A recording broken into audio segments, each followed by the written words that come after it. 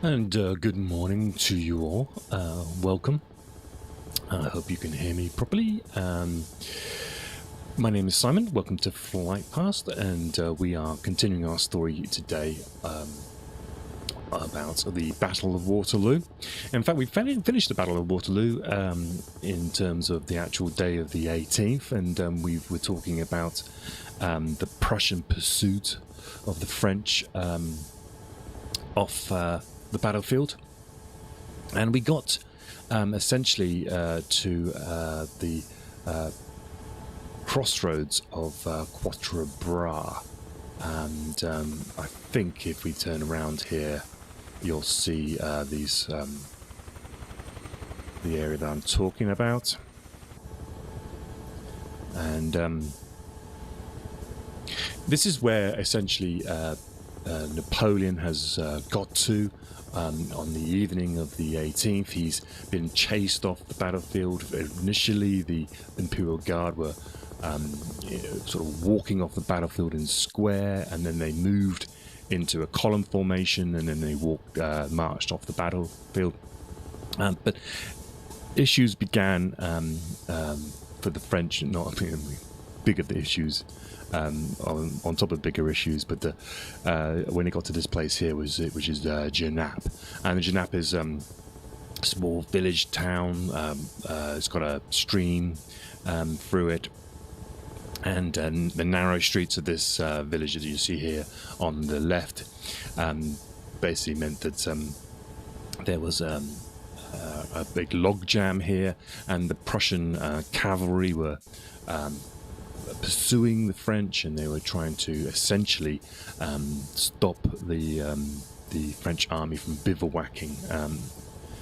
They wanted to keep them on the move, and this is where Napoleon loses his baggage train essentially, and he's almost captured at this point. And that's where we left it at the last stream, and so I hope you've all been following along. If you're new to this channel, we're young, it's new, and we're just sort of building up a sort of a catalogue of videos at the moment. But so we've been doing this one, which is called the Battle of Waterloo. And if you're new to the channel, you'll see up on the on top there, on the left-hand side is the subject of the playlist. It's the Battle of Waterloo, which is true, but it's mainly the 100 days is we're following Napoleon from Elba all the way to Waterloo, and then back all the way to his exile in St. Helena. And then in the middle is usually the location, but this one we're going to be moving around a bit, so I just put the aftermath of the battle, and then you can see the sort of date on the top right hand side, which is the 18th and 19th of June 1815. So essentially at the moment we got to around about 1 o'clock in the evening after the battle. Good morning to you, Guy, at the back. And this is where essentially Napoleon rides to.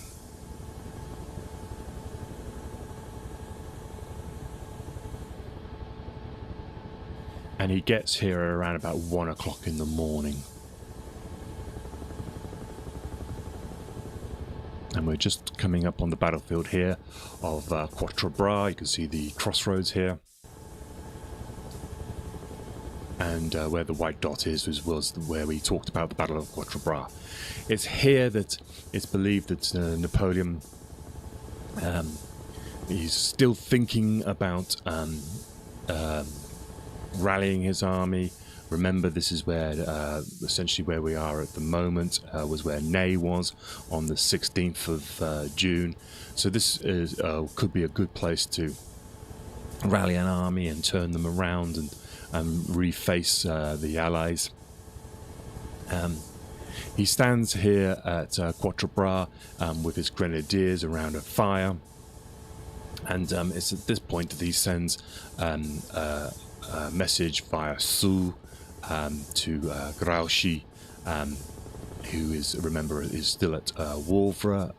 He's following the rear guard of the Prussians, and he's attacking Thieleman's third corps of the Prussian army at Wavre. And so Napoleon gets Soult, his chief of staff, to write him a dispatch and send it to him. And that dispatch is to inform him that he has lost at Waterloo. He's lost at the ridge at Mont Saint Jean, and he needs to extricate himself from his exposed position now, which he's up at Wavre. He's exposed, and he needs to extricate that part of the army and get back to the Sombre, which is the river down here on the right hand side of us in the distance.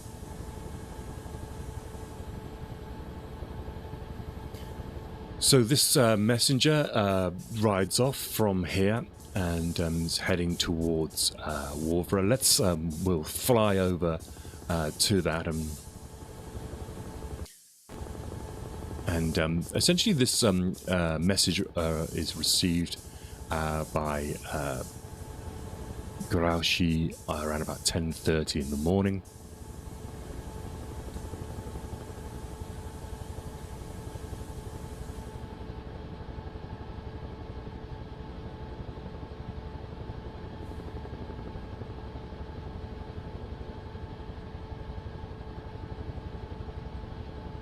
So essentially we're talking, it's at night time here.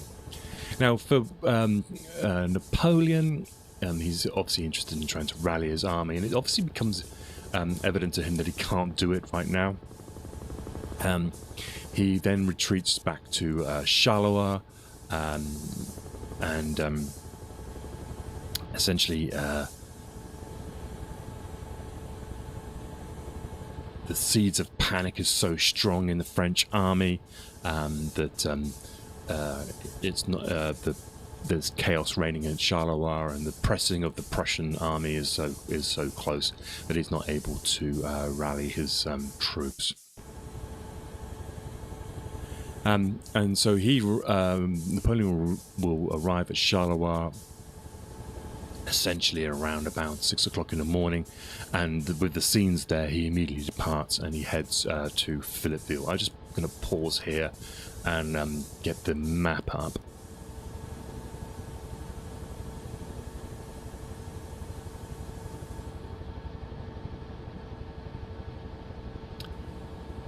So this is the map of the area, and we're currently flying near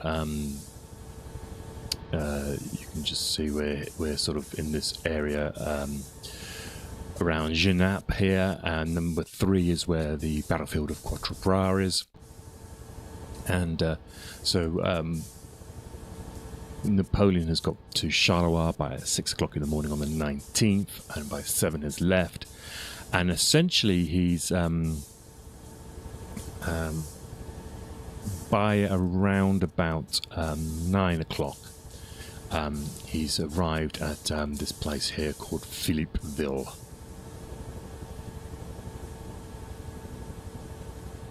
And he sends off orders from Philippeville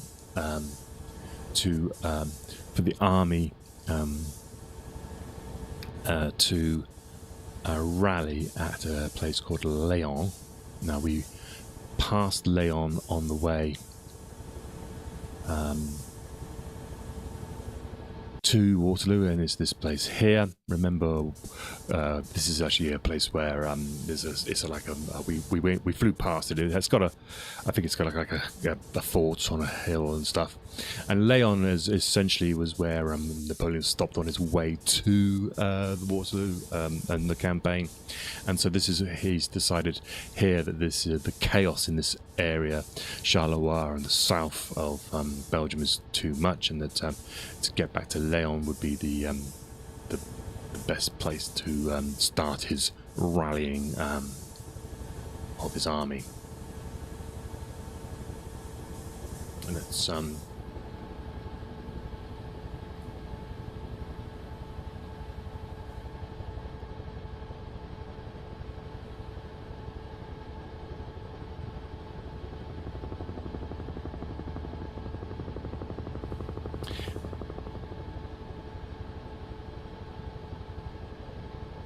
I'm just going to make sure I've got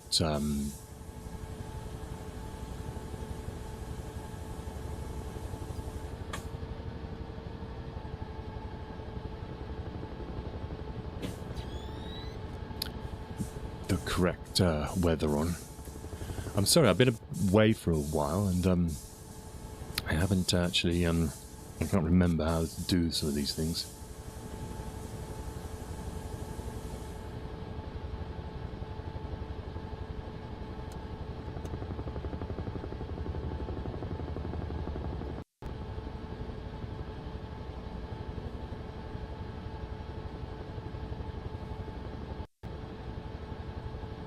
There we go. Let's just make sure we've got the live weather on, which we have.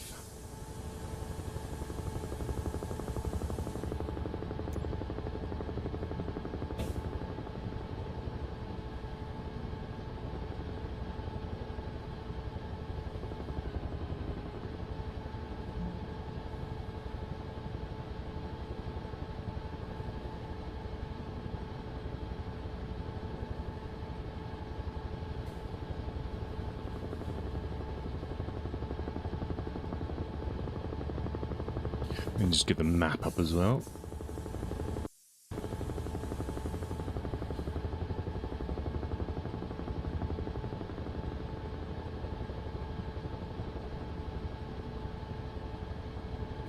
Okay, so let's just fly off. We're going to fly off to Wavre. We'll talk a little briefly about Grouchy and the battlefield at Wavre and his extrication on that. But I'll start talking about what Napoleon is doing, and then what we're going to do is we're going to fly back the route that Napoleon takes. We'll look at some of these fortresses on the way back, and as we approach the end of this playlist.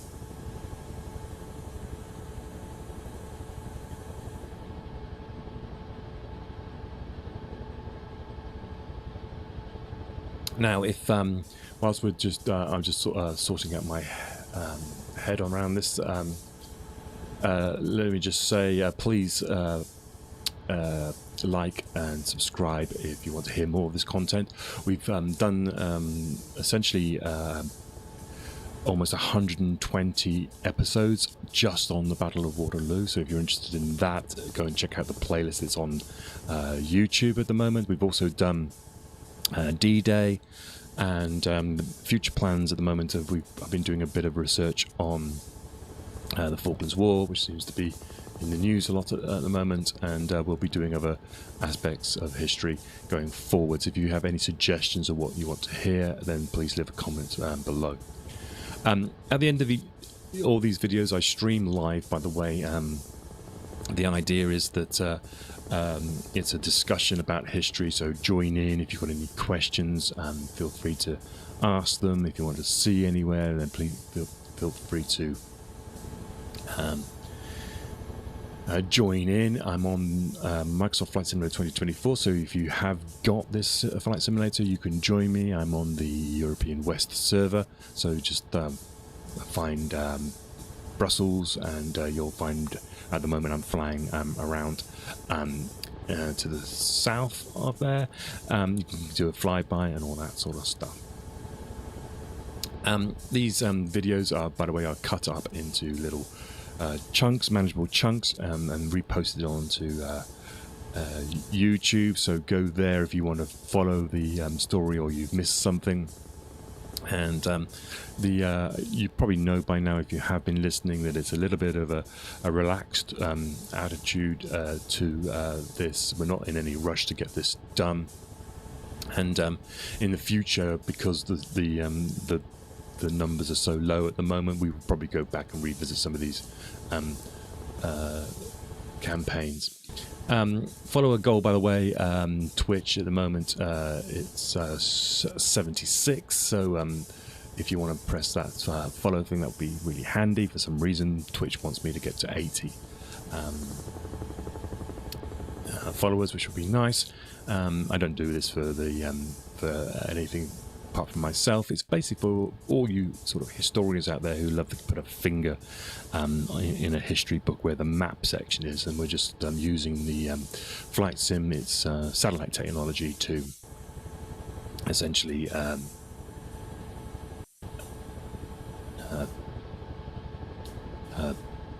get a good idea basically of what's going on, and how the topography of an area affects the decisions of the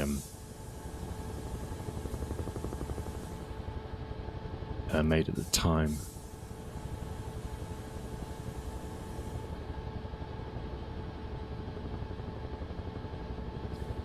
Now I'm a little bit lost right now. I think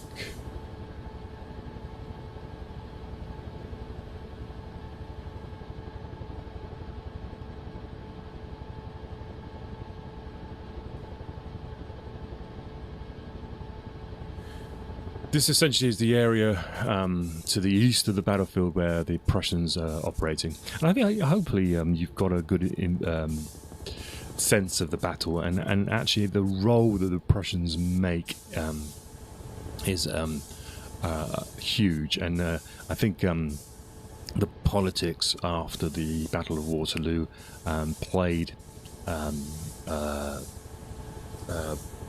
didn't give Prussians as much credit as they probably were due, and so hopefully we can see, by looking at the distances that they've travelled, the fights that they've had, you can see the importance that the Prussians had on the outcome of the campaign.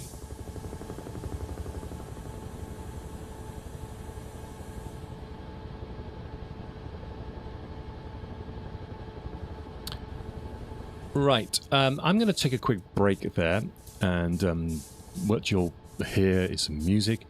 Again, if you want to support the channel, you can follow this music on your Spotify or your iTunes or YouTube or whatever you want. And the band's called E-Pirate, and it's my music.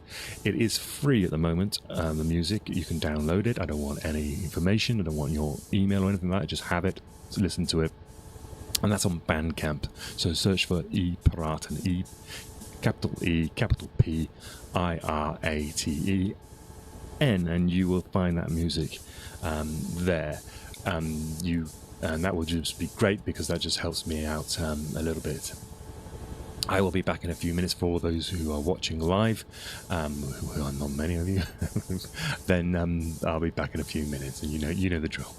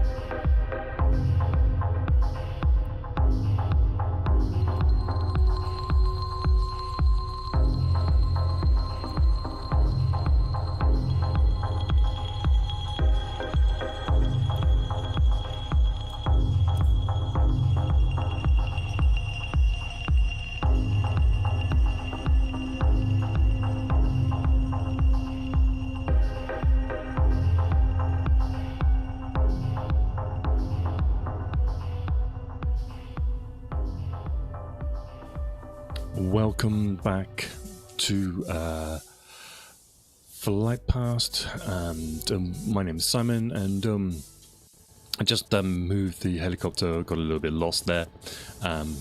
We are essentially now over the town of Waterloo. So, where did we leave off? Well, we left off that Napoleon, having been routed off the battlefield of Waterloo, he arrives at Quatre Bras at 1 o'clock in the morning, and from there he sends a dispatch to Grouchy here at the town of Waterloo. And that dispatch doesn't arrive until 10:30 in the morning of the 19th, and it essentially tells Grouchy that Napoleon has been defeated at Waterloo, and therefore his position here at Waterloo is unattainable, and he needs to pull back.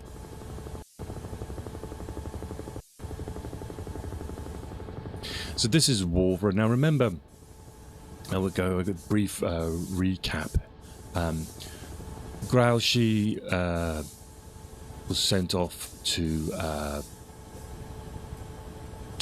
chase essentially the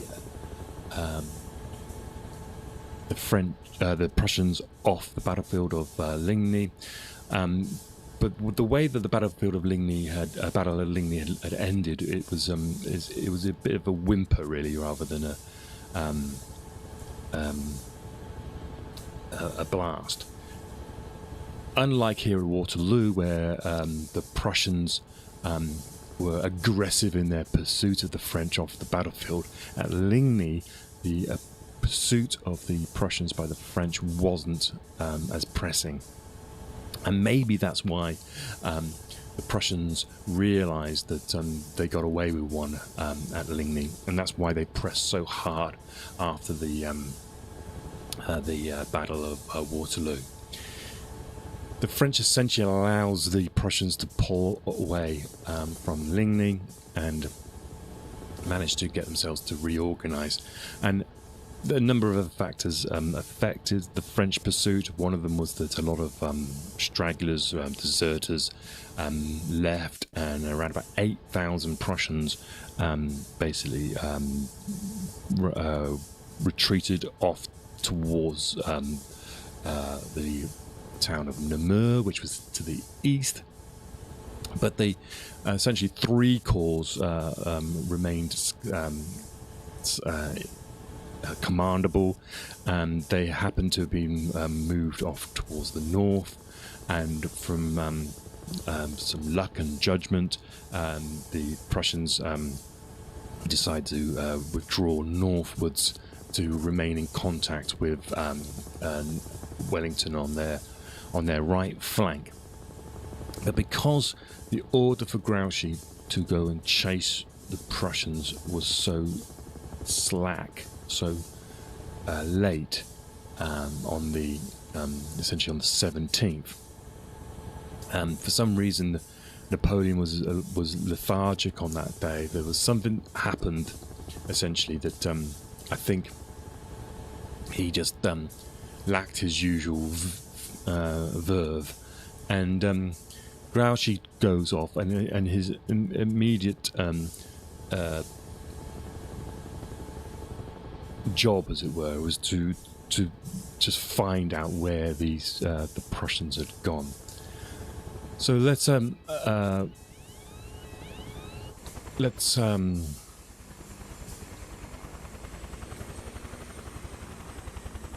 get away from this helicopter noise. Let's look at the map. This is now everyone who's been following along will know this, but just for the recap, for those who are joining us late. So what we've been talking about is this, where this number 4 is here, is the battlefield of Ligny. Now, late in the evening on the 16th, the Imperial Guard, they come into this village of Ligny, and they essentially push the the Prussians back as a crisis point. And what I'm talking about here is 8,000 Prussians actually moved down this road here towards the town of Namur. And that's because essentially the heading back towards the Rhineland, you've got Liège here. This is essentially the Prussian supply route. But most of the army actually pulls away and they move north from this number 4 here to number 5. And essentially what the Prussian commanders managed to do is that this retreating masses heading this way, they basically send officers ahead of it and basically manage to regain control. And this is one of the factors that you notice about the Prussian army, is that in defeat they're very good at reorganizing again. So the next day, when eventually Grouchy gets his orders, he assumes that the Prussians have fallen back, and he essentially comes up to this place called Gembloux, and he's trying to discover where the Prussians have gone. And because of these deserters, or 8,000 odd troops have moved this way towards Mur, his initial thoughts is that they've gone that way. So again, he's slow to react, and eventually they make a few serious errors of judgment. He comes up to this place called Walheim here. We talked about how he comes up to this crossroads here. He's actually moving further and further away from Napoleon. And one of the errors that he makes is that it doesn't really matter really if the troops are moving away to Namur. If there's any possibility of troops moving north to try to re-establish contact with Wellington, then his priority was to make sure he was in between those two armies.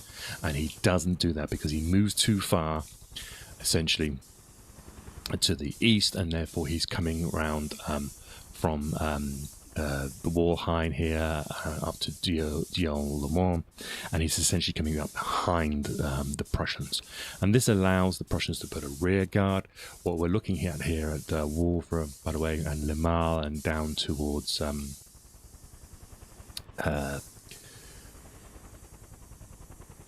Louvain is this river. And remember, on the 17th, there's been thunderstorms, and this river is swollen, it's marshy, and so it's easy for the Prussians to put a relatively small force on the bridges. Essentially, Wavre's got about 2 bridges. So there's a couple of bridges, I believe, down at Bierge to the south there, you see in the southwest, and then there's another bridge up at the Basset Wavre to the sort of northeast. So it makes it essentially easy for the Prussians to put a rearguard action on that. And it also means that it's unlikely that because of the movements on of Grouchy during these the day of the 17th and the 18th, it's unlikely that he'd be able to get across here to Waterloo to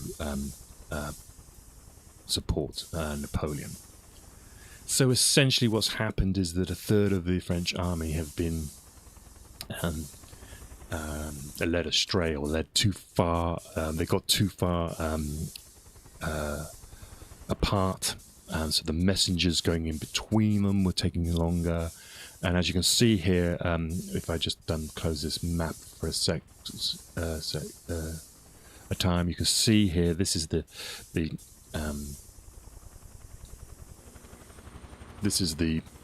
kind of terrain we're looking at. It's a lot more hilly, steep sides of rivers, and it's difficult to maneuver an army across without being delayed in some aspect.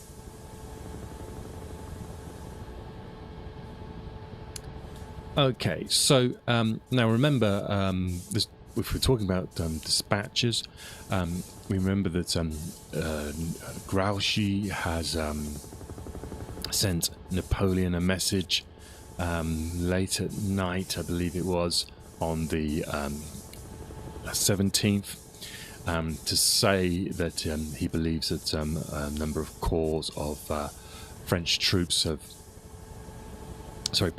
moved up to Wavre, and that was the message that Napoleon receives in the morning at 10 o'clock. So we've discussed this before. We know that Napoleon goes into the Battle of Waterloo knowing full well that there is likely to be Prussian reinforcements coming to Wellington from the east. There's definitely a strong possibility. His orders back to Grouchy, we discussed this again. We go back and have a look at it. They were a bit wishy-washy. They didn't really say anything determined, but they should have said at the time, get your troops in between us and the Prussians. You know, don't worry about going to Wavre. If you can, cut straight across. Let me just... if they cut straight across, then they might have had some chance of helping Napoleon. So he would have been in an area somewhere like I think they eventually got to somewhere like Dion-le-Mont. He could have come across this way here, Louvain-la-Neuve across, and then come on to the battlefield through Marensaat and Sereux, or even possibly through Lasnay. Whatever it meant, anyway, his presence in this area here, especially the southeast of Chapelle Saint-Lambert, would have been putting serious pressure on any Prussians that were coming down this route here, which would have possibly have protected the right flank of Napoleon more, and we might have got a bit of more of a sort of a stalemate at Waterloo. That's what should have happened, but Grouchy was a stickler for orders, and so I don't think you can blame a commander for obeying orders. You know, it's damned if you do and damned if you don't sort of thing. So. And essentially what happens then is that by the time that... anyway, it doesn't really matter anyway, because by the time Napoleon's message gets back to Grouchy, it's too late. He would never have made it across anyway. And then I think there's another dispatch sent by Grouchy in the morning that arrives at around about 2 o'clock in the afternoon, Napoleon, to say essentially that the Prussians have concentrated at Wavre and they are moving towards you, and that captured Prussian officers have mentioned that they were coming across to Wellington's support. So there was two opportunities there for Napoleon to reassess. At 10 o'clock in the morning, he could have thought, okay, this isn't panning out as I thought it would, and he could have rethought his position, but he, especially with the state of the battlefield, the rain had made it impossible to have an early start, so that was against him. And then, of course, by 2 o'clock in the afternoon, yes, there's been some elements of the battle has been engaged in. But there was the last opportunity there at 2 o'clock in the afternoon, knowing full well that there were possibly 2 or 3 Prussian corps arriving on his right flank. He could at that point have attempted a withdrawal. But being Napoleon and how everything we've spoken about all the way back to his initial decision to leave Elba, he was the gambler, and he takes it on himself to go for it, and essentially backfires.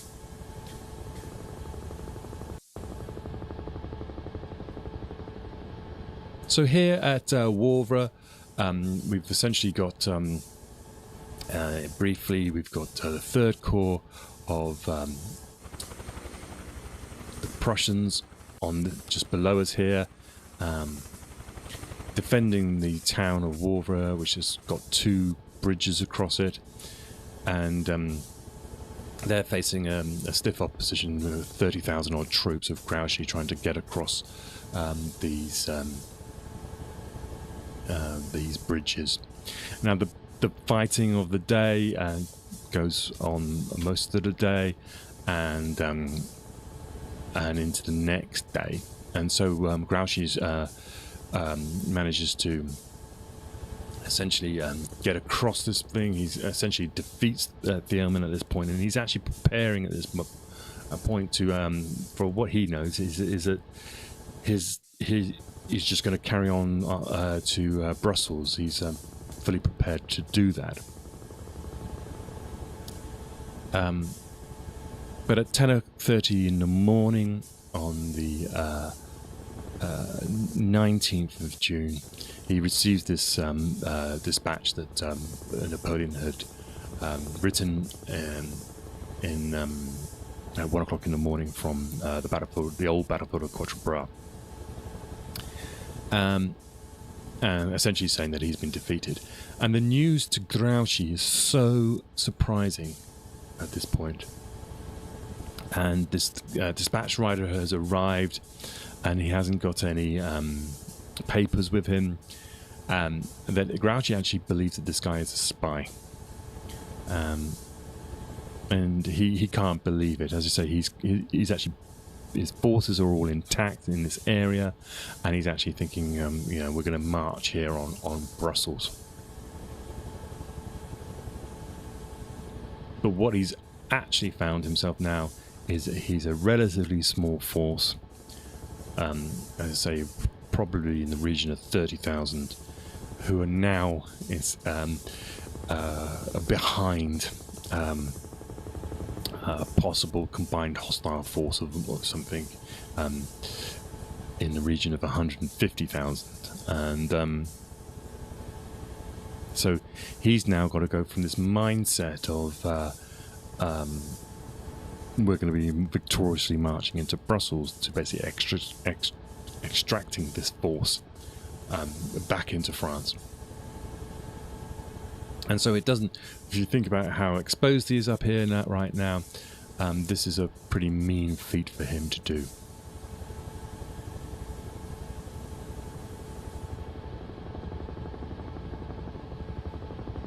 People have argued, the skill that he showed in manoeuvring from here back. If he's shown that skill on the 18th going towards Napoleon, then the outcome of it might have been very different. But they all essentially have got to remember that for Grouchy to do that would actually mean he would be disobeying the orders of the Emperor.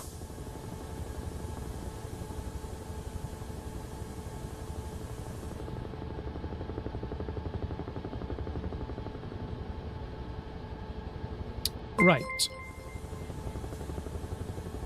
RCTV, thank you. So he extracts himself from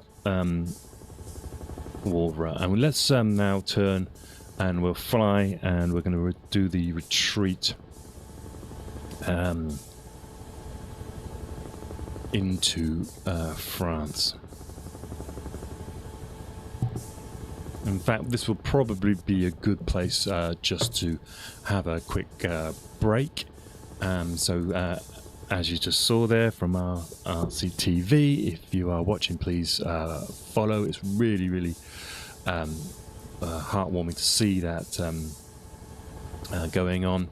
And it gives encouragement to me to continue doing this series.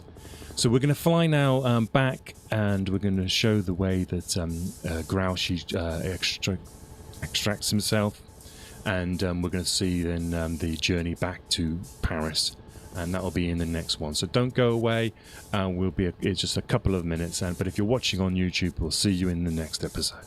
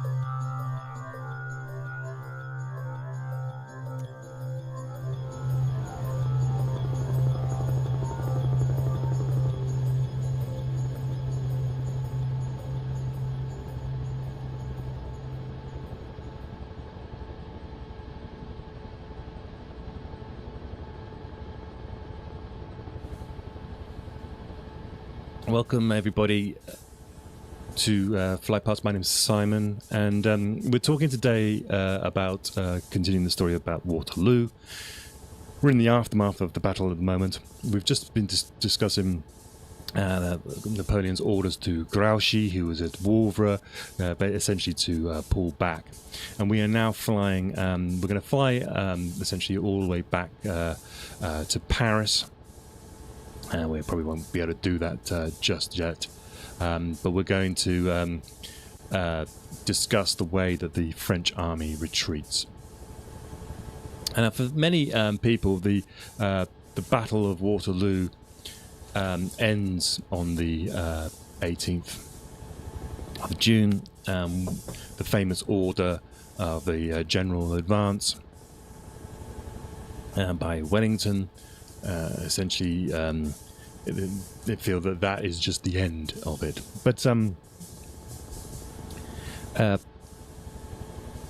it's far from the case, because essentially you've still got an army under Grouchy, a significant part of the army is still in a good fighting condition.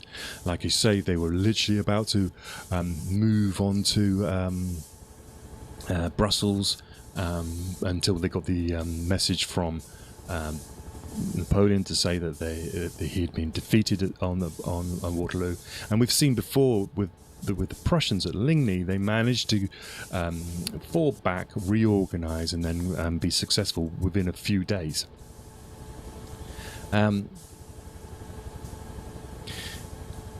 Wellington and Blucher's armies are exhausted. They've been campaigning now for 2-3 days, 4 days, fighting almost of the day. So it wasn't a given, essentially, that that they would be able to continue the battle.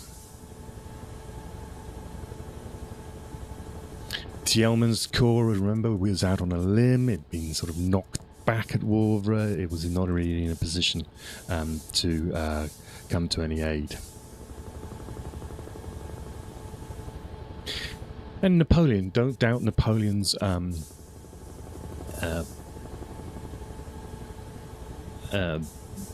charisma and energy. Is very likely he was still at large. He hadn't been captured at all, and he was fully expecting to rally his army at some point, somewhere.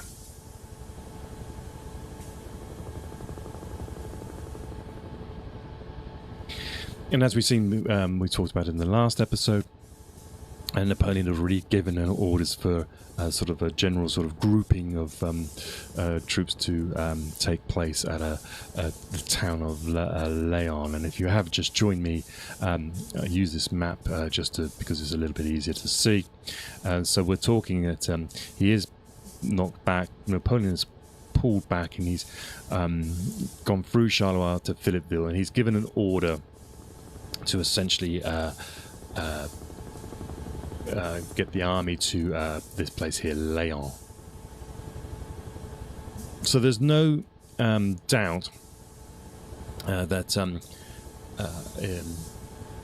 in Napoleon's or Wellington's or Blucher's eyes that there could possibly be another stand at some point. And he had troops still. He could reorganize. He had troops in some the outposts in Paris. It was possible.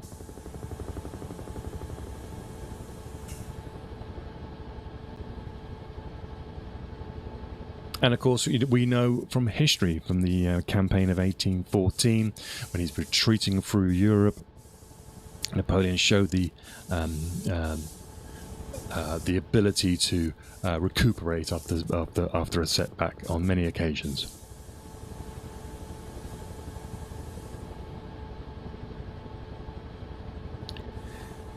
The Prussians, especially, I believe, knew of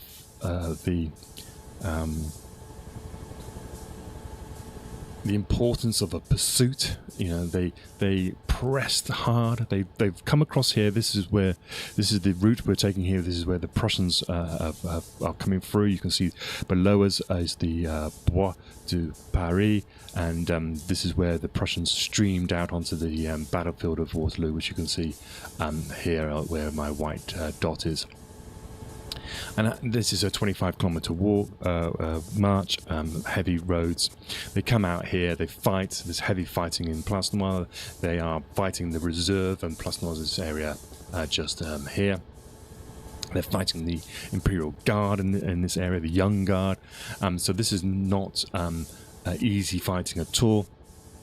And after that, and after the Guard recul off this ridge here, and they stream back this way, it's the Prussians who take up the pursuit, because they probably know the importance of what that pursuit means. It's something that the French did not do at Ligny, but the Prussians were not going to repeat that error. And they are pressing all night long, all the way back towards Quatre Bras and Genappe, and they are basically essentially stopping the French army from bivouacking, because if they start to bivouac, they can start to get organised. So we are here at Waterloo, and we're going to now, for this series anyway, we're going to say goodbye to this faithful friend, and we're going to follow this road here south, and we're going to head back towards Paris, and we're going to discuss this retreat. So if you all want to wave goodbye to the battlefield of Waterloo, and if you're watching on YouTube, I've been uploading these bits, and we've got to about episode 120 of these discussions. So we've gone into a lot of detail on this battlefield, and I hope if you are joining later or have joined later, you might want to go over to YouTube and just follow right from the beginning. It's a little bit of a podcast kind of thing, and we don't take things very quick here, and but that, hopefully you might find that interesting. And if we get more people watching, I will definitely come back and redo this. It would be good to have some experts on who can pointed out a few things. But if you're new, we're just flowing over the Belle Alliance, and we're coming up, this is the Rossomme farm, where the white dot is now is the farmhouse of Le Caillou, and this was Napoleon's headquarters. So we're saying goodbye then to Battlefield Waterloo. We salute you, and it's been fun flying around there, and I think we've done that justice. But this is the route then that the French are pouring off the battlefield, pursued by the Prussians. And initially the Old Guard, they are in a square formation and they walk off in organisation. And around about this point here, they then turn into column and they march off down the road. But we've got streams and streams and streams of French soldiers pouring off the battlefield here. The roads are clogged, and the Prussian cavalry are harassing them, stopping them from bivouacking, and there's essentially this is about as far as the Allies get. Wellington leaves it to the Prussians to continue the chase, and we're coming up to this town here, which is called Genappe, and Genappe.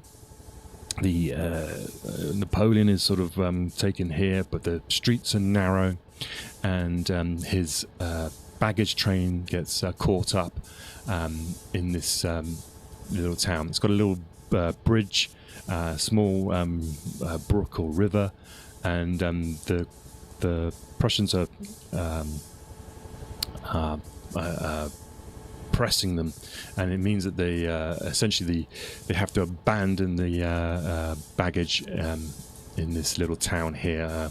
If we just bend over to the left here, we should be able to see this this narrow street. Now, of course, this is modern day Genappe. It was a lot smaller than this at the time, but then the streets were quite narrow, and even though we haven't got photogrammic. You can see that this street here to the just below us is essentially where the baggage train gets caught up, and Napoleon is forced to get onto his horse, and he rides out just before the Prussians arrive. So no chance at all of trying to rally his troops at this point. And we're talking here, it's about 9 o'clock at night. Eventually, Napoleon gets to the crossroads at Quatre Bras, and he arrives there at about 1 o'clock in the morning. And as we said at the beginning of the stream, this is where he essentially has to write a dispatch to Grouchy to say that he's been defeated at Waterloo, and he'll pull back to the Sambre.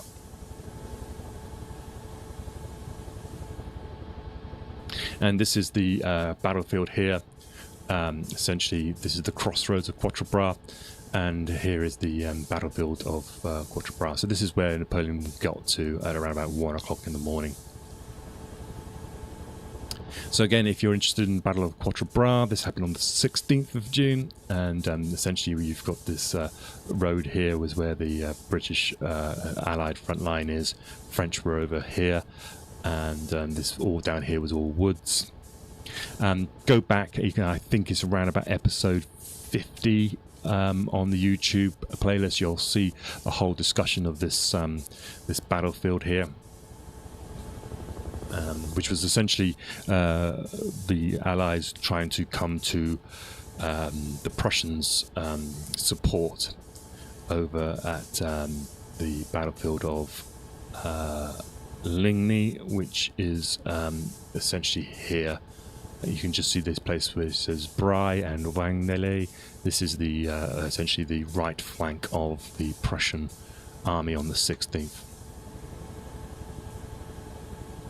So that's why we use the flight simulator. You get to see the distances involved. But yeah, go back and check that out if you've missed that. It's all up there at the moment, and we discussed the whole the whole controversy. And you can probably go all the way back to the morning. Or so the evening of the Battle of Ligny and the morning after, for when the whole campaign essentially unravelled for Napoleon, and it wasn't anything. It wasn't anything specific. It was just a sort of a lethargic sort of thing. There's something happened in the morning, with possibly that Napoleon was not well. There was a certain lethargy, but he seemed to sort of just allow the Allied army here at Quatre Bras, Ney was the same, and the Prussians at Ligny, just to get away, just to sort of pull back. And if they hadn't, and they had pressed them, then they might have it might have changed the course of the campaign. Right, so let's carry on flying. We're going to now head to Charleroi, and Charleroi essentially is where Napoleon will get to around about 6 o'clock in the morning, and it's obvious at this point that he can't stem the flow at the moment. And there was an interesting quote, by the way, I think it was something about that the French army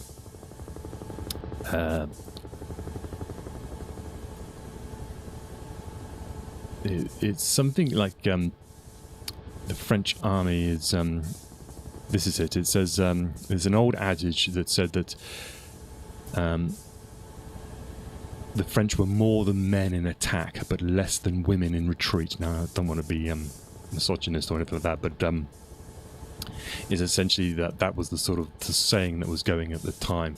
And and the difference between the Prussian army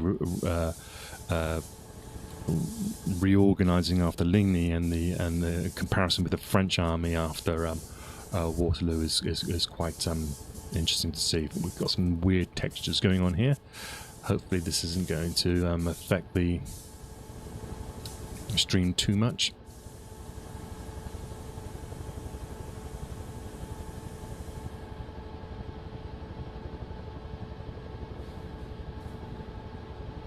So we're passing. This is the town of Frasnes. So if you remember, that was where Ney got to just prior to the Battle of Waterloo. And now we're going to head back to Charleroi.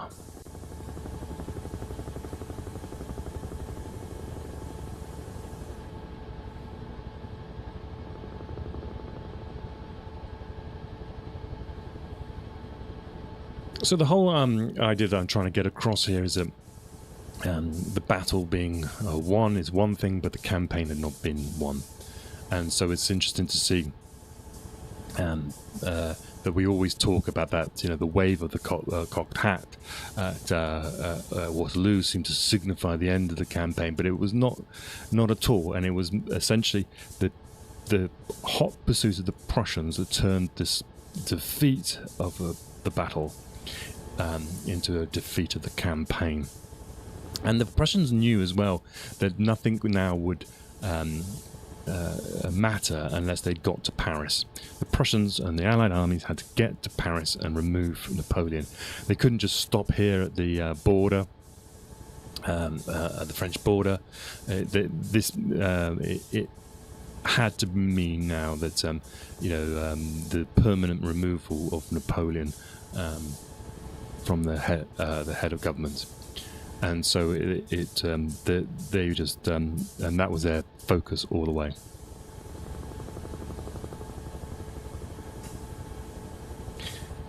There is serious issues though going on. This is we're coming up on Charleroi right now, and the border is just on the other side of this town. They've got the River Sambre, but all in this area of France, when we get to France, the northwest of France, there's all these fortresses. These are not easy to take, and they would cause a lot of problems for the Allies if they weren't removed.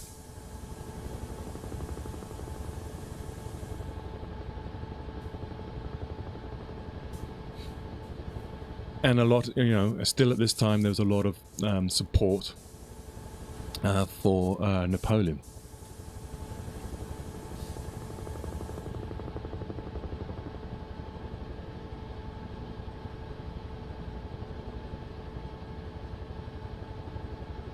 So when we talk about Wellington, on the evening of the 18th, he retires to Waterloo, and on the 19th of June, he begins to write his dispatches.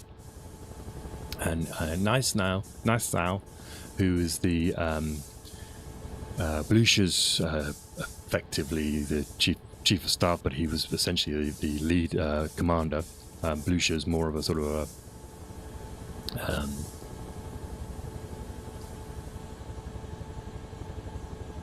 a figurehead, I suppose. He starts immediately drafting orders for advancing into France, and he was very well aware that the victory at Waterloo had to be transformed into the final absolute defeat of Napoleon. So he wasn't going to rest on his laurels.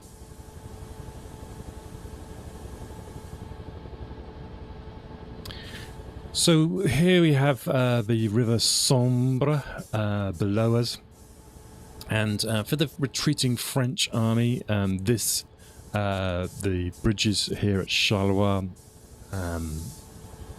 would be a major bottleneck.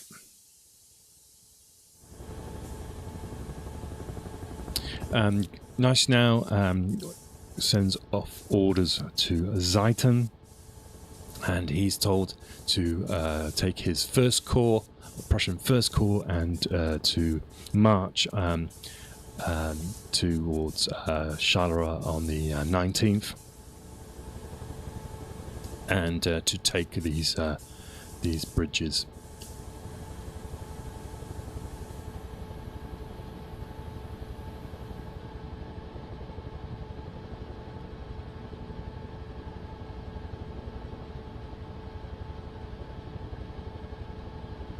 And so it's interesting that it's Ziethen's corps. I think if you ever want to see to do a film of Waterloo, I think following this corps would be like the equivalent of following the Band of Brothers, Easy Company kind of thing. They had begun here at in the south. The Ziethen's corps was based around Charleroi, and then to the south towards the towns of Lobs and Thuin. They were the first corps to soak up the initial advance of the French, and they did the fighting withdrawal back towards Charleroi and eventually back towards Ligny. They were in the front line at Ligny. For a lot of the time they were exposed. They didn't have any support until Perche One's corps arrives. So they then take most of the impact of Van Damme's divisions at Ligny during that day of the 16th, and then they fall back to Wavre. They didn't take the lead corps that was given to Boulou's 4th Corps to get across towards the Battle of Waterloo, but they were second, and so whereas von Boulou's corps arrives, and Wellington gives a lot of credit to them for their timing of getting onto the battlefield, Ziethen's corps were actually ones who were coming up and supporting Wellington's left flank on the actual ridge of Mont Saint-Jean. And so they are here now. They've come all the way back, done this massive loop, as it were, come back, and then they're pressing back into Charleroi. So it's kind of cool that they're the ones who first faced the French here, and also are the ones to sort of slam the door shut, as it were, to kick the French out. Just going to pause here because the other orders, I need to just look up where they are. So we are at Charleroi, and this is hold on.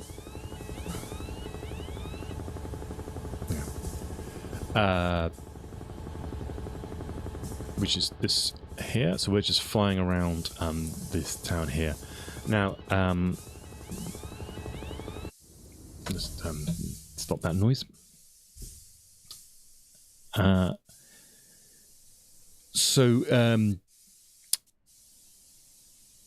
Ziethen's corps, the first corps of Prussians, they're basically essentially told to capture these bridges here at Charleroi across the River Sambre. And Perche One, he's the commander of the second corps. He's told to go to Andalus to cut off Grouchy's withdrawal.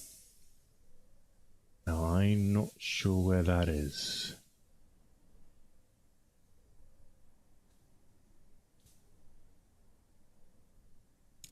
Let me just have a quick Google.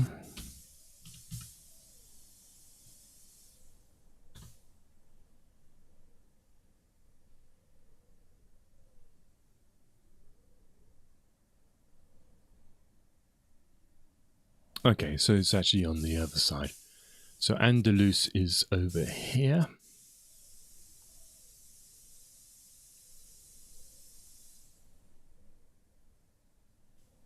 Just north of... Yeah, here we go. This is Andalus. So Perche is told to come here. Ziethen is here.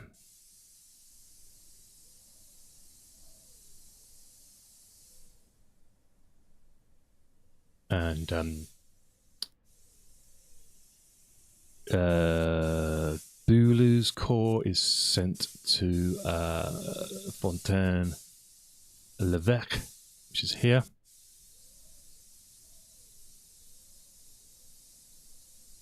So essentially they're trying to seal off this area here, which seems strange because knowing that Grouchy's up here in Wavre, you would have thought his best route would be down this way, back through. You could probably talk about crossing here at Gemep, Sambre.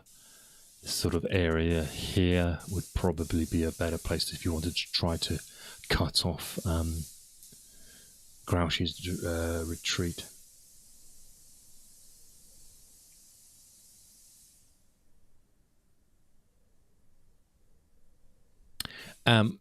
That's the essentially the position. So we're looking here at these three places: Andalouse, Fontaine l'Evêque, and Charleroi.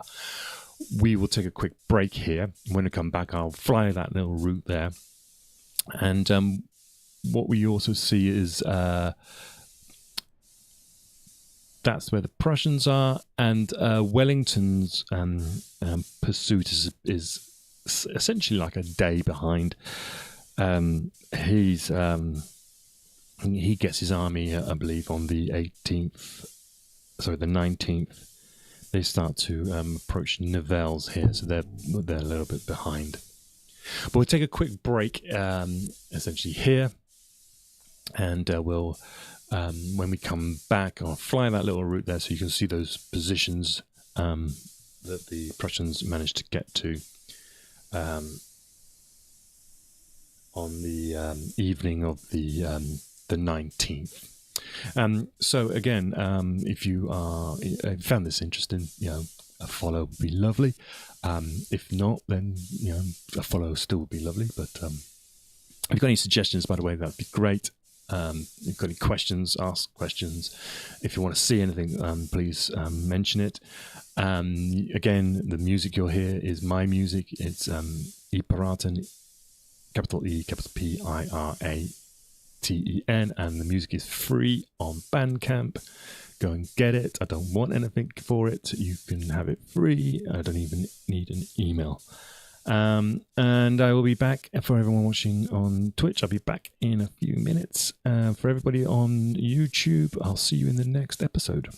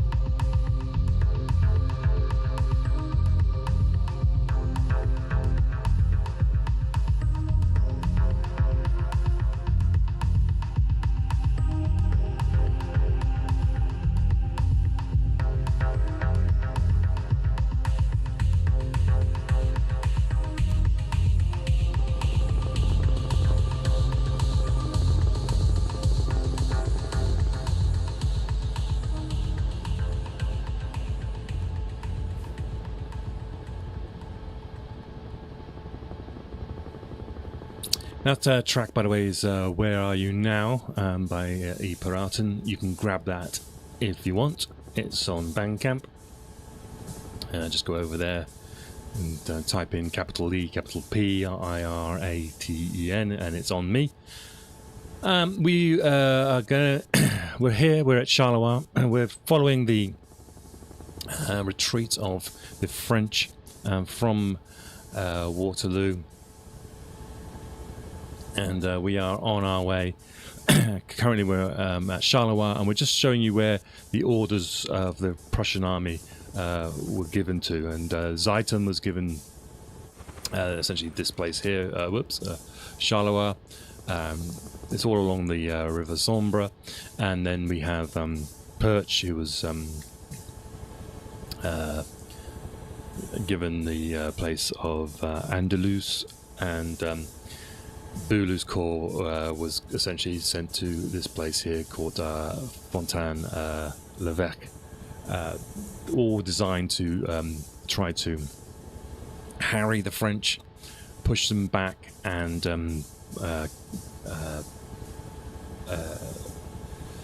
prevent Grouchy's part of the army from joining up with the rest. By the evening of the 19th of June, Zieten's army corps secured the bridges over the river at Charleroi.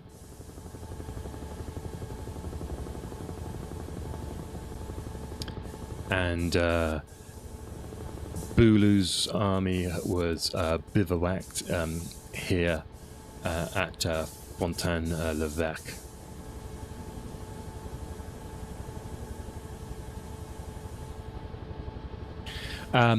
And Grouchy's obviously he's pulled back, and if I just pause here, we know that Thielmans essentially was bivouacked at a place called Le Mal. So we were here at Wavre. Yeah, so we're talking. They say it's a place called St. Agatha Road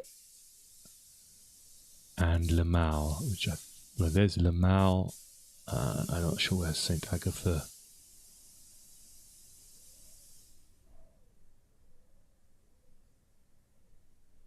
But you can see, so this is Thielman's position on the essentially on the 19th, and he's bivouacking here at Le Mal. So this is where the third corps of the Prussian army is, and Charleroi is where the first corps is, and the second corps is at Andalus, which is here, and the fourth corps is at Fontaine-l'Evêque. And Wellington's sort of slowly recovering from the battle on the 18th, and he's got his pursuit begins with troops gathering at Nivelles, which is just there.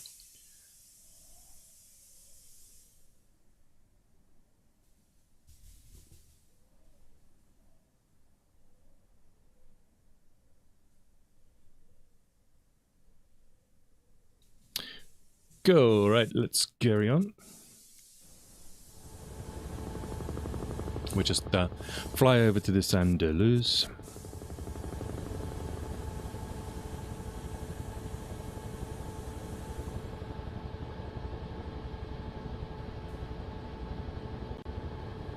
Oh, and yes, let's just pause again. Sorry, I'll try to keep in the headquarters as much as possible, but just to give you an idea of where Grouchy got to, and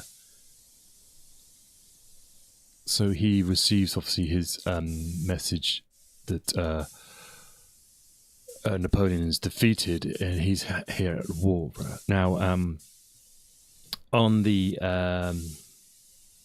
he's pulled back from the Prussians on the 19th, and they are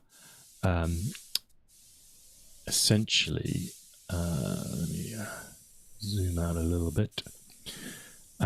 We've got the Gerard portion of his army spent the night at the area of Le Boquet.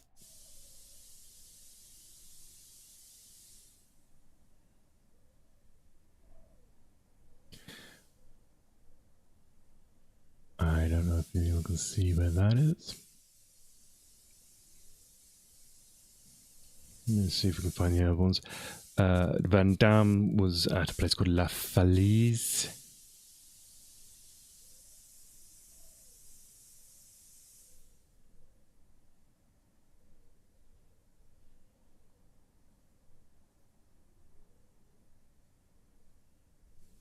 Can't see that either. And Pajot had got to Gembloux, which is this place here. So Pajot had got to here.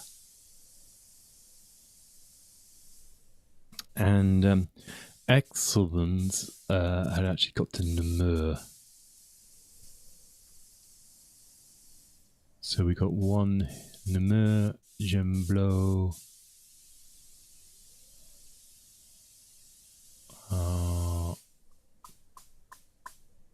So it looks like they're definitely pulling back this way and likely trying to cross the river at Namur.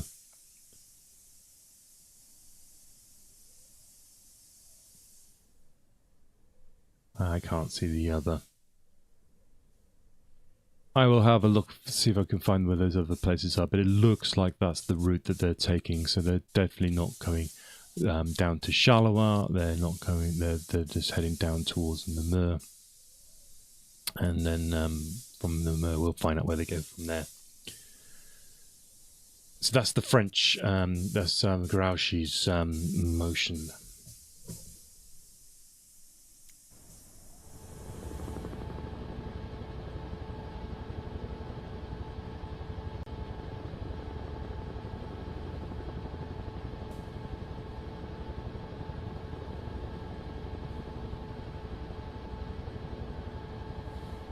And so this is where the core of Bulu gets to.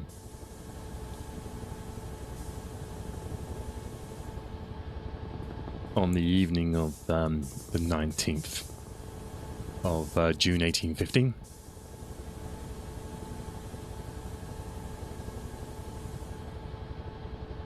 And this is the where the white dot is now is Andalus.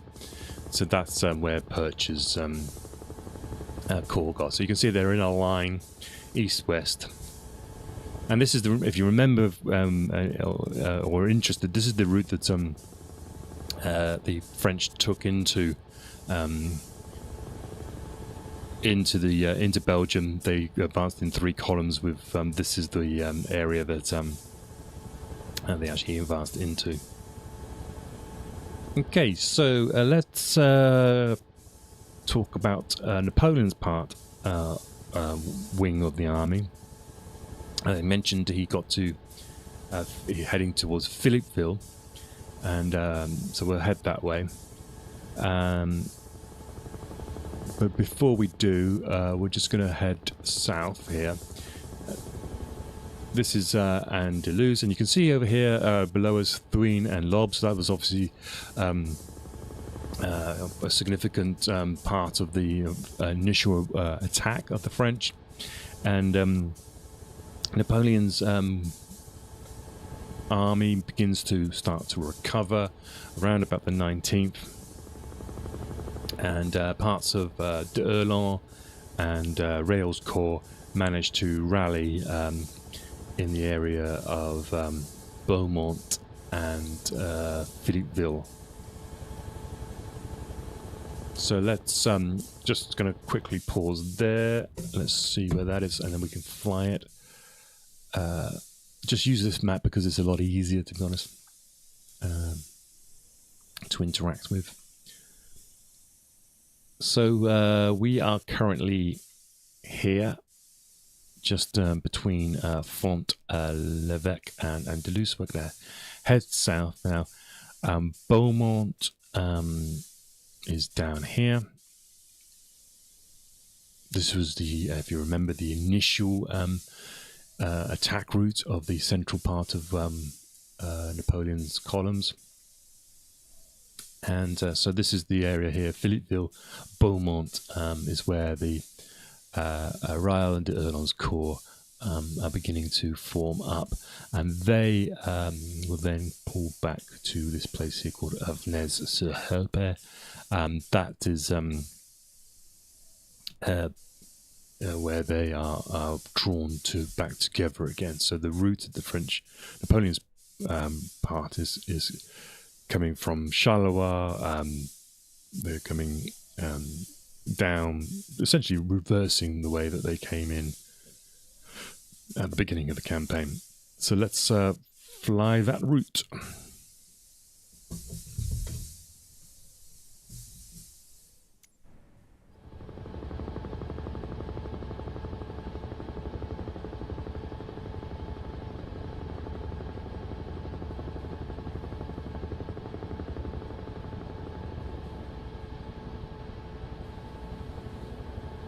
And essentially, so what's the numbers here? We're talking. By the time some elements of d'Erlon and Ryle's corps, I think they meet up with some of Jerome's division. Remember, Jerome's division were the ones who were attacking Hougoumont Chateau. When they get to Avesnes, it's believed that there's approximately around about 12,000 troops there. Now, remember, Grouchy's probably got something like 30,000, so if these two elements could join up, then it's essentially 42,000. So it's a significant number, and something to definitely use as a basis to reform your army.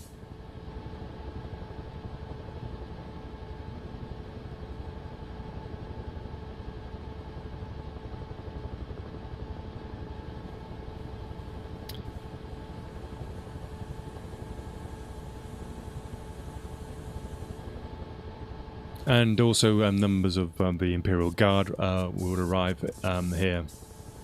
So with some of Lobau's corps arrive, and some elements of the reserve cavalry. So the numbers start to look reasonable. So it all goes to show you that just because the Battle of Waterloo had ended, you've got a force here starting to form up now in around about 42,000 odd men.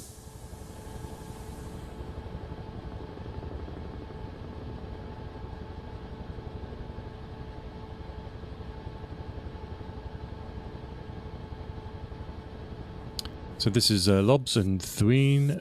This was the location of the initial attack of the left flank of the French back on the 15th of June. So we're talking, this is, 19th, 20th of June. So we're 5 days later, and we're essentially back here. This looks like a really nice town, by the way, this Thuin.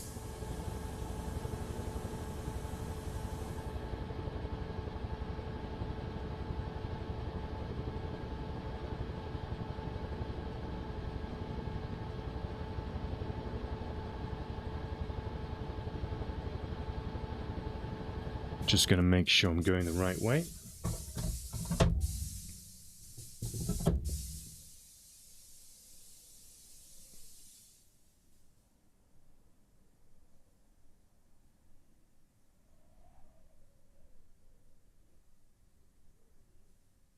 Yeah, we just need to head straight south.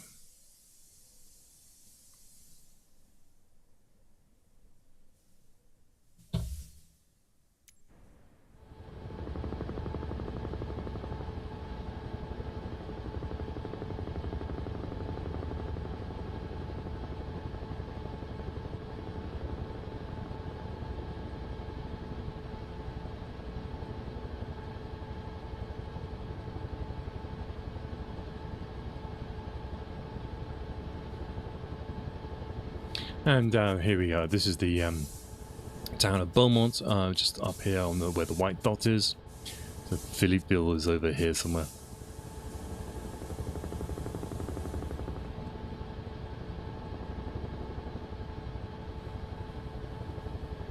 Now, the confusion doesn't just stay with the French. The Prussians also experience a lot of confusion at this point. Essentially, Blucher's headquarters manages to lose contact with Thielmann's corps. They're receiving reports of, obviously the battle with Grouchy, and they have to send out patrols on the 20th of June, basically to establish contact and to try to ascertain where the French have got to. They essentially send some troops to Maubeuge. Now, let me just see if I can find Maubeuge.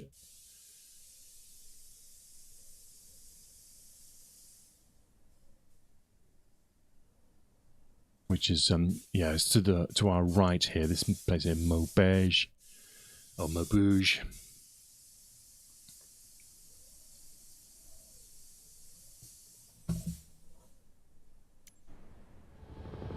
Which is it's a town over in this direction here. And they're sent there essentially to seize the crossings. There's also sending back up the line requests to Wellington for ammunition to be brought forward, and they are requesting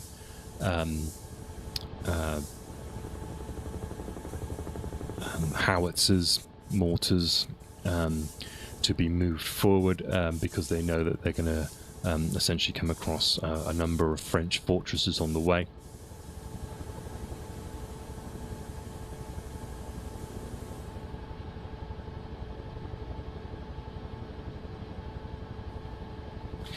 So at this point as well, we've got to mention that there's two different outlooks here from the Allies in terms of Wellington and Blucher. The Wellington wanted to gather his forces. You know what he's like. He likes to be prepared. He likes to be organised and ready. So he wants to take time to organise his forces and consider what to do next. Whereas the Blucher and the Prussians, they are much more headstrong, and they just want to go headlong across the border and essentially march as fast as they possibly can into Paris.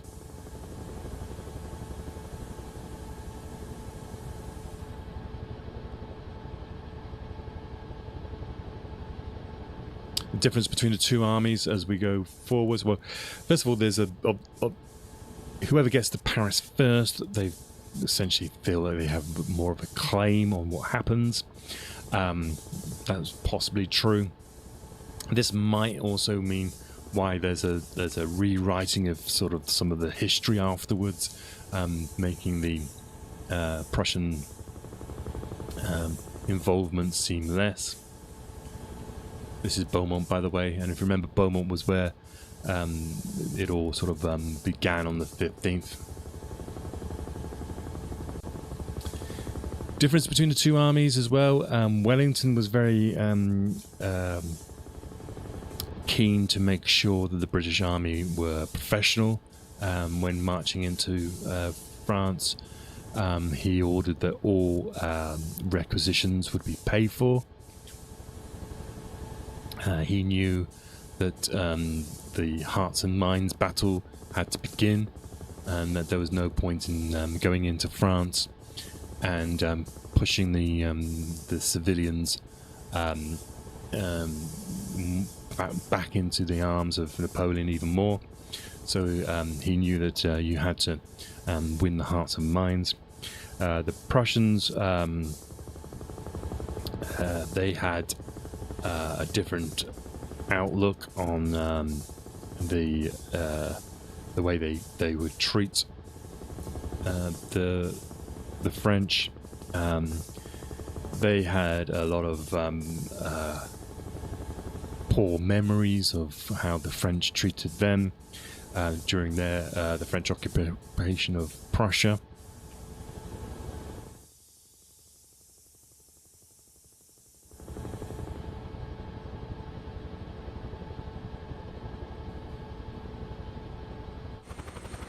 This looks like a nice little town, by the way, Beaumont.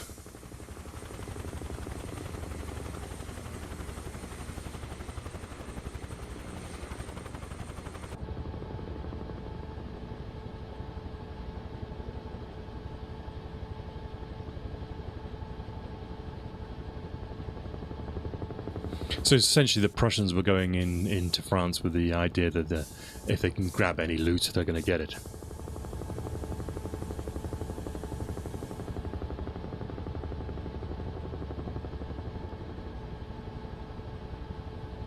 Now, Maubeuge, which we shall fly across to, was one of the first fortresses, French fortresses. And so that was one of the first places to be laid siege to. So let's see if we can find that.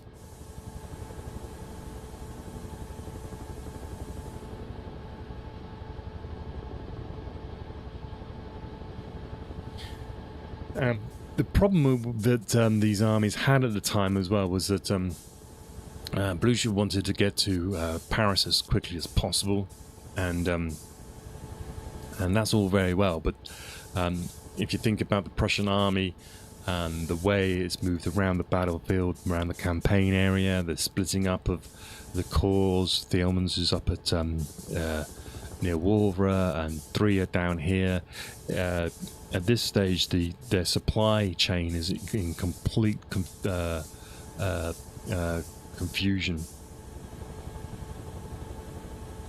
and so that's hence the requests going back to Wellington for supplies and ammunition.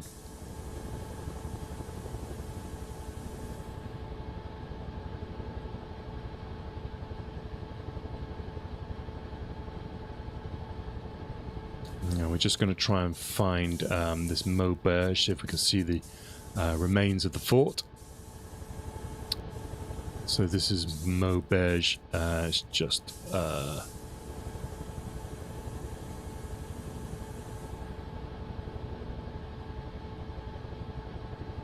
it's just over here.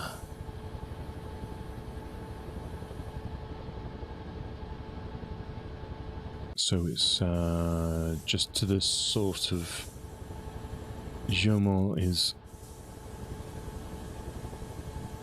there. We're looking possibly somewhere. This might be it here. Let's just go and have a little look over here. Let me just remove that map so you can see.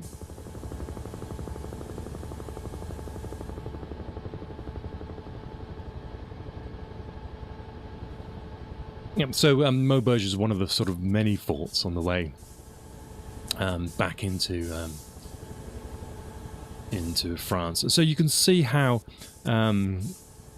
worried the Allies would be about Napoleon managing to reorganize his army. He's already decided that Laon would be the place where the army was to get to.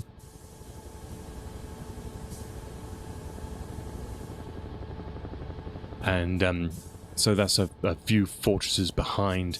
The fortresses could be used to slow up any advance of the Allies, and so there's definitely a sort of a feeling of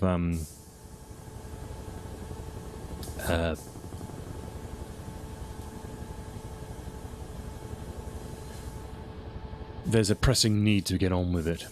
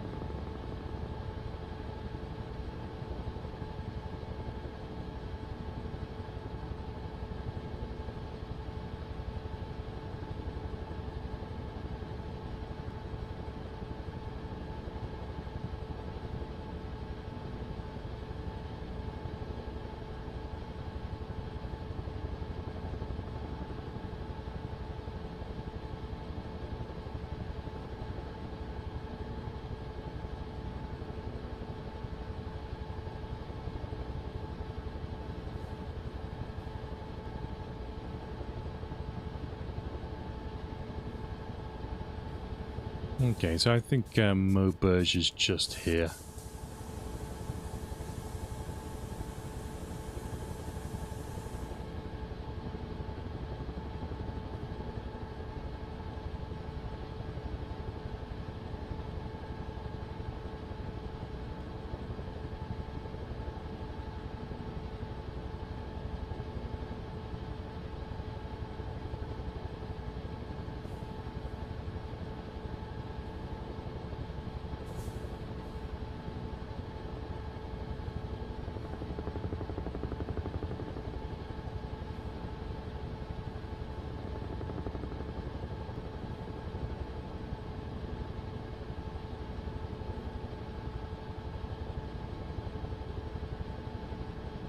There we go. It's just behind this over here. So this is should be on the river.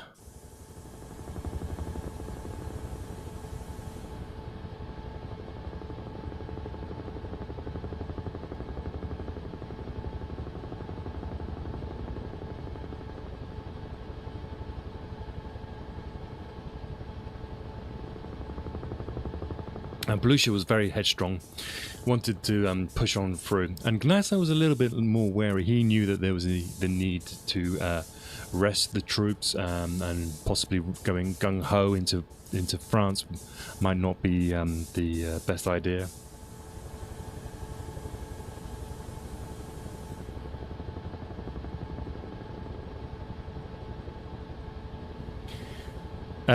Napoleon is well aware, of course, what the objective now would be of the Allies. I mean, it's not difficult. It was always going to be Paris, and so from Philippeville, he already sent out some orders, and this was on the 18th, the night of the 18th and 19th. He sent orders essentially to Alsace and the Vendée. And remember, these troops in the Vendée were putting down a rebellion, and but he orders them to immediately return to Paris.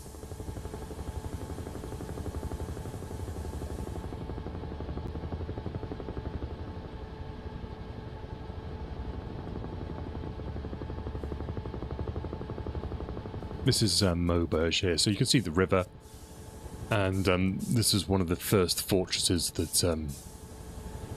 the Allies would have to seize. And of course, if these fortresses were stubborn, it could take them a very long time. They couldn't allow these fortresses, a lot of the time they bypassed them, but they couldn't allow too many to be within their rear. This looks like a location of a possible fort defending the river. So you couldn't have too many of these behind you. Some of them, they had to be taken.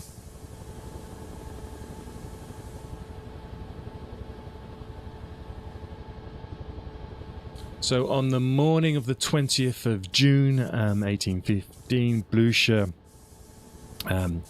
realizes that Grouchy's managed to get to Namur, and that it was now impossible for him to trap Grouchy's army north of the Meuse River.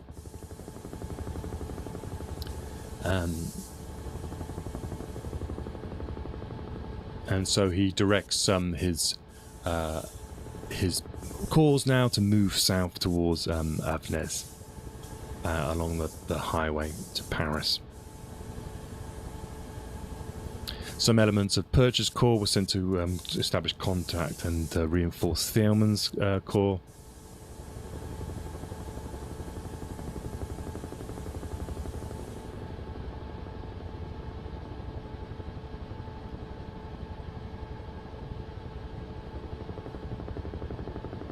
And parts of those columns on the way to go to Thielmann's managed to have a rearguard action with some of Grouchy's men.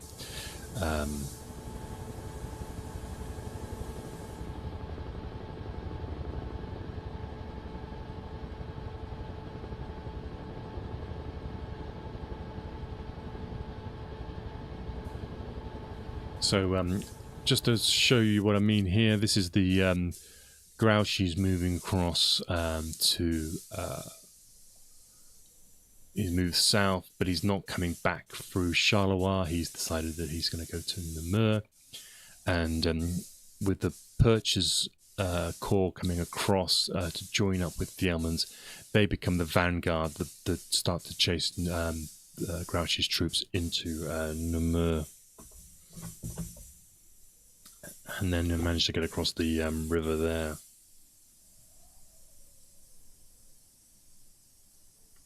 From Namur, Grouchy then moves to Dinan.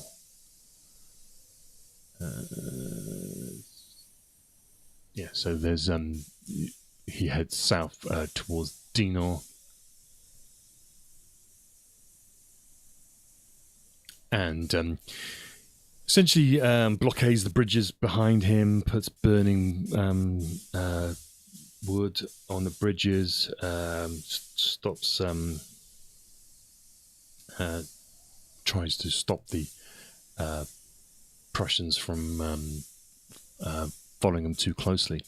So Grouchy literally managed to extract himself just in time to avoid being captured.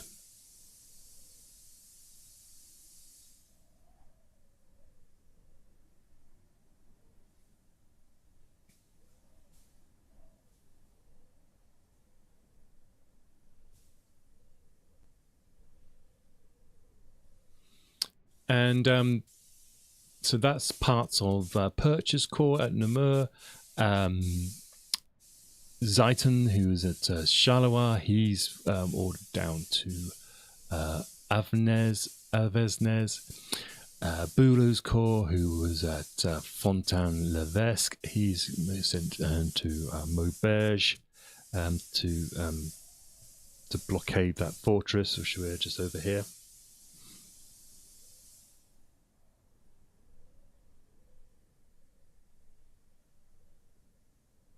So Avesnes is in another fortress. So I think maybe we should head south and go there.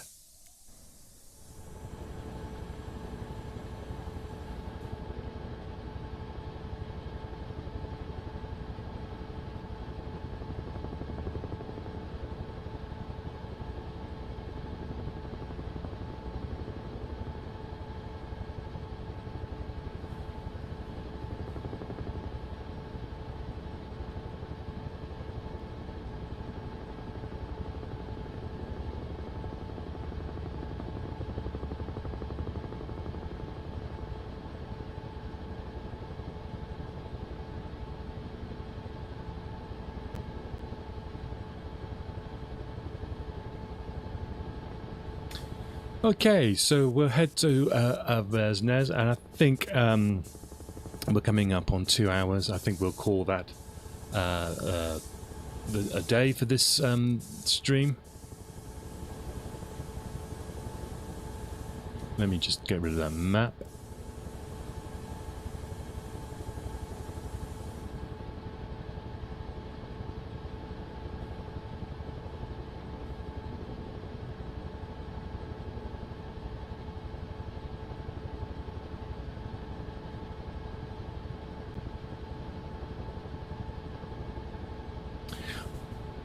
Wonderful countryside around here, but a bit of a pain to navigate. It's, all looks the same to me.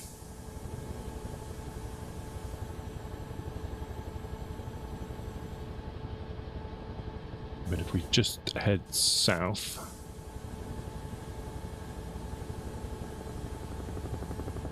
we should come to the fort town of Avesnes.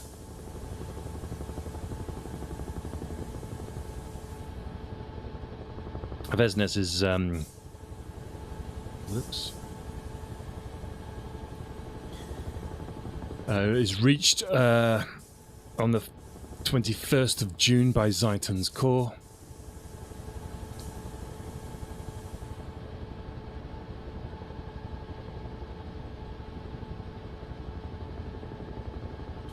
And around about 4 o'clock in the afternoon, they bring up howitzers.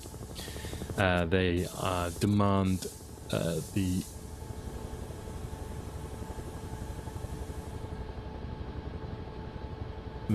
the fort's surrender, but that is rejected.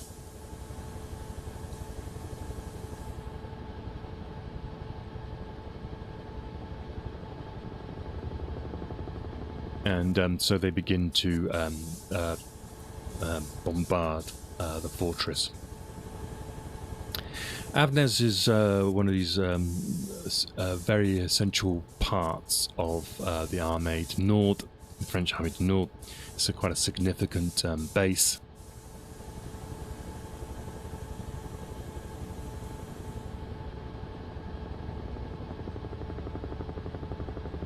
And it was something that, as I say, all these fortresses they're just a sort of constant sort of niggle in the on an advance into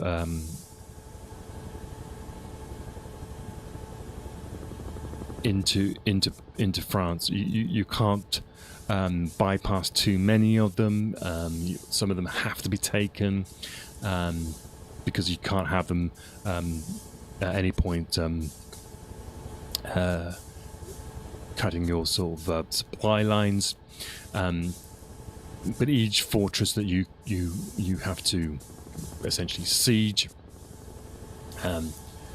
you're starting to have to leave parts of your army behind, and so your army starts dwindling the closer it gets to Paris. This is why these fortresses are sort of such a pain to deal with.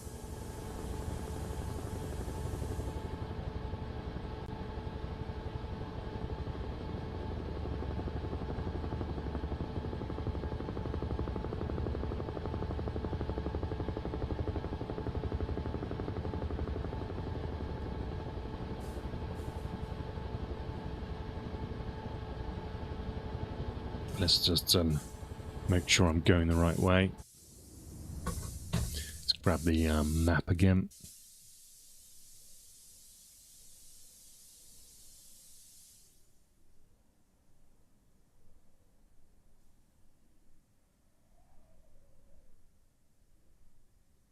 Yeah, we've probably gone a little bit too far to the right.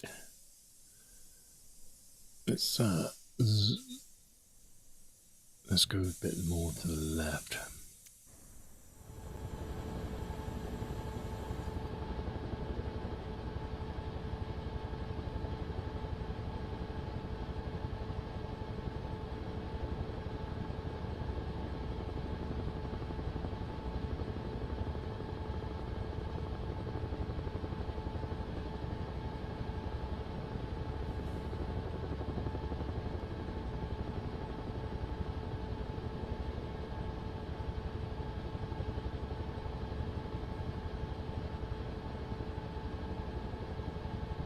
There we go.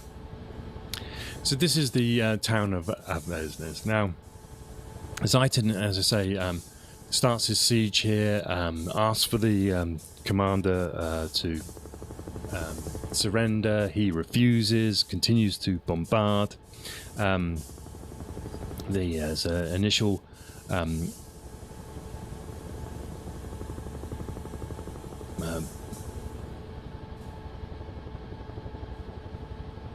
there's a sort of an attack that's thrown back. The French are staging here a determined defence. They've probably been ordered to delay as much as possible the advance of the Allies. And Bluche is obviously pressing to get to Paris. It's the 21st at the moment, so he wants he knows the quicker he can press the French, the less likely they are to organise, and the quicker it gets to Paris, then these troops from the Vendée and Alsace won't get there. So there's a sort of a race to Paris on at the moment. Zieten is here, and he is considering leaving a portion of troops here to conduct the siege, and then carrying on towards Paris with the rest. At midnight, then on the 21st, the bombardment continues, and Zieten doesn't believe that this is going to have much impact on the situation. But on the 14th round, it struck a powder magazine, and that blew it up, and then blew the whole fortress's magazines basically up into the air, and that meant that in the morning, the 200 men who are garrisoned here, they surrender.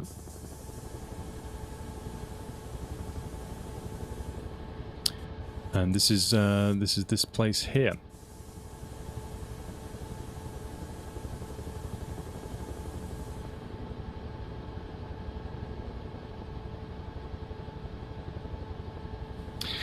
Prussians managed to capture, with the surrender, they managed to capture quite a significant armory, something in the region of 47 heavy guns with 15,000 rounds of ammunition, and about 1 million musket cartridges are all captured here.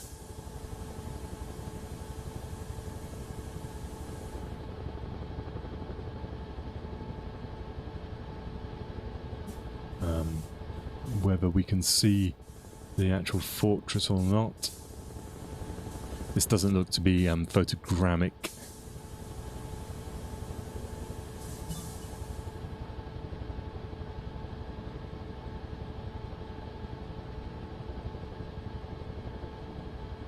There's a church. So somewhere in this region here, this looks like a bit of a fort foundation. Possibly where the white dot is now.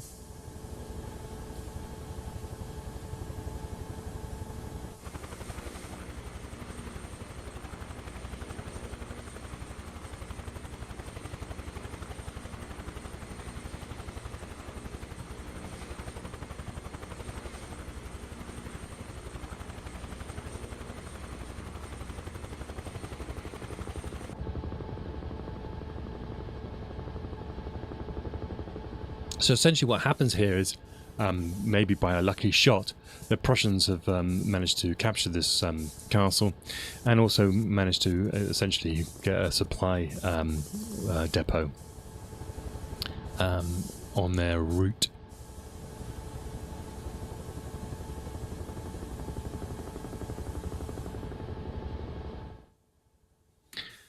Okay, this seems like a good place to finish the stream. We've just hit 2 hours.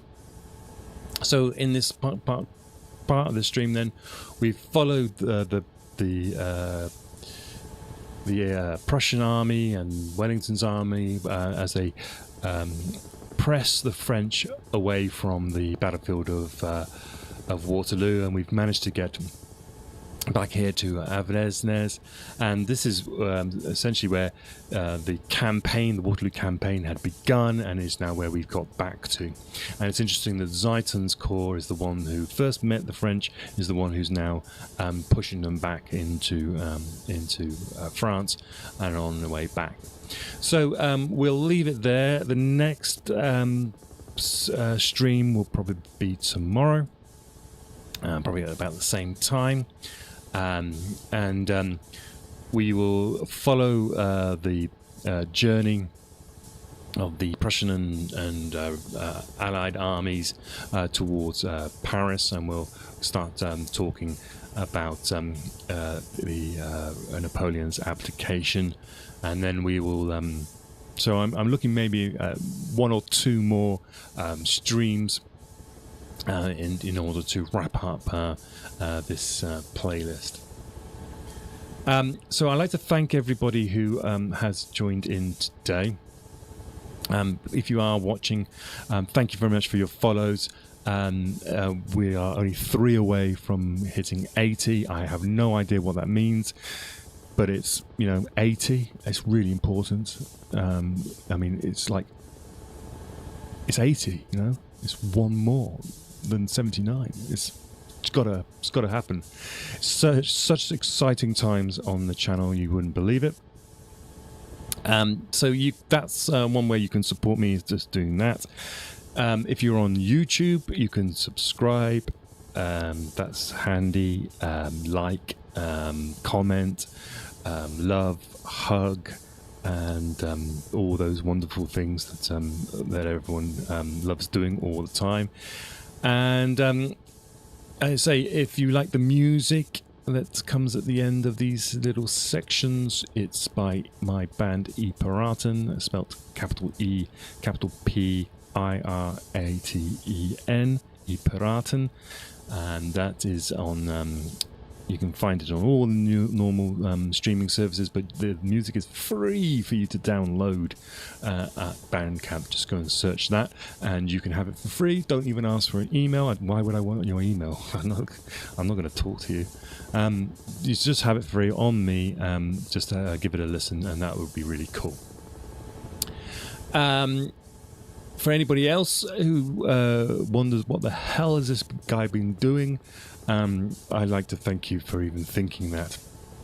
The next subject after this will be possibly, I think, the Falklands War. Seems like there's a football game has managed to sort of stir up some feelings about that. So we'll have a look at the Falklands conflict of 1982. Anybody interested in D-Day, there's playlists on YouTube. You can go and watch D-Day. And if you've got anything you want to ask, any questions, anything you want to see, just leave a comment. It doesn't matter when you see it, when you watch it, whatever it is, I will answer it or try to answer it. And I like to say, on that note, say thank you very much. And I will see you in the next one. Bye-bye.